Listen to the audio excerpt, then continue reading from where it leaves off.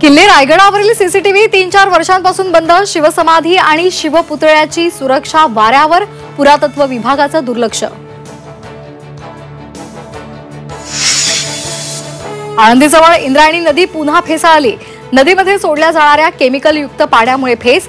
वारंवार तक्रारी करूनही नदी प्रदूषणावर अद्याप तोडगा नाही.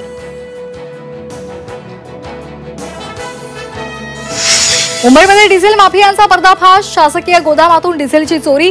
एफडीची वडाळ्यामध्ये कारवाई.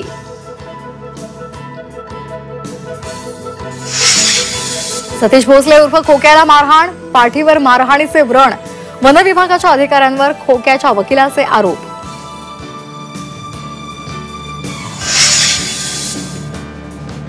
ज्येष्ठ अभिनेते मनोज कुमार यांचं निधन. वयाच्या 87व्या वर्षी मुंबईत घेतला अखेरचा श्वास.